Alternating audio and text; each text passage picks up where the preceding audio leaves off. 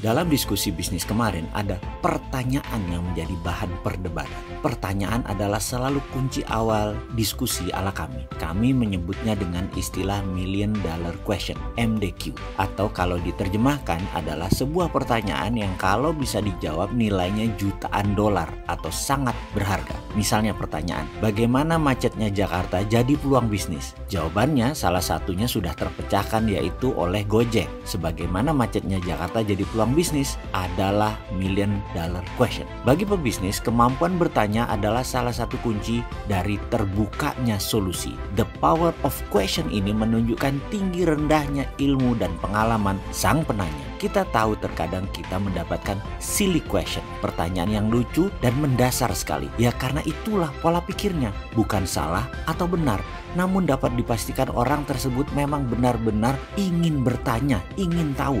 Bagus kan? Kembali ke pertanyaan. Kekuatan pertanyaan yang tertinggi adalah MDQ, Million Dollar Question. Pertanyaan kemarin dengan 5 doktor ekonomi yang berseberangan ilmunya adalah pertanyaan yang iseng. Yang saya bertanya adalah apakah bisa menyelesaikan masalah hutang negara Indonesia dengan mencetak rupiah out of thin air? Maka jawaban para pakar ilmu mainstream kita semua tahu. Nanti inflasi, nanti depresiasi dan berbagai macam istilah keuangan versi mainstream lainnya muncul yang semuanya berkonotasi negatif, merugikan. Bagi sekelompok manusia anti mainstream yang mengatakan makroekonomi itu beda dengan keuangan rumah tangga atau korporasi yang neracanya harus balance kiri dan kanan. Kalau makroekonomi, sisi kanan aset, sisi kiri ketidakterhinggaan. Jadi nggak usah balance. Inflasi itu imaginary figure. Uang bukan materi. Interest atau bunga adalah imaginary figure. Bukan real, bukan kenyataan, hanya kesepakatan. Bisa dihilangkan. Jadi ketidakterhinggaan. Teori anti materi inilah yang menjadi perdebatan sengit kemarin. Dari satu kelompok yang makan sekolah dengan ilmu mainstream ciptaan pakar ekonomi 100 tahun terakhir, di mana kalau ditanya apakah di abad 15, di abad ke-5, bahkan di abad sebelum Masehi, adakah yang namanya depresiasi atau inflasi? Ternyata inflasi tidak dikenal. Di sisi lain, anti mainstream dari Ivy League kampus juga punya self defense sendiri berdasarkan keilmuan yang berseberangan. Ini mainannya lembaga multilateral semacam IMF, World Bank saja.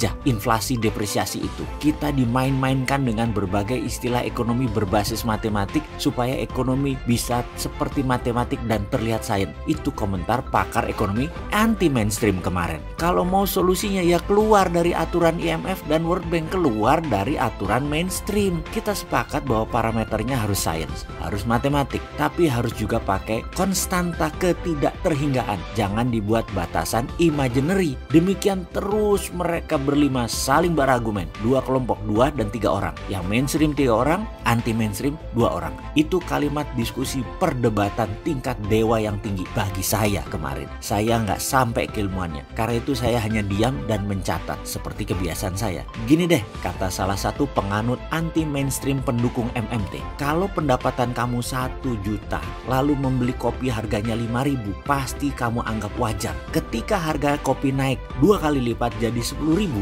apakah kopi itu mahal kalau pendapatan kamu jadi 5 juta? Kalau GDP Indonesia 1.000 triliun dengan harga rupiah 14.000 sedolar, apakah masalah kalau harga rupiah sedolar jadi 20.000 tapi GDP nasional jadi 5.000 triliun, di mana semua penduduk naik GDP-nya per kapitanya 5 kali lipat? Ini yang membuat kami semua terdiam, dan yang pro mainstream sedang cari ilmu lagi untuk mengcounternya. Pokoknya harus tidak boleh bisa memprint money itu, harus inflasi, harus seperti kata IMF, harus seperti kata guru di kampus. Pokoknya harus sesuai dengan ilmu sekolahan dulu. Kalau saya nyeruput teh chamomile daun serai hangat.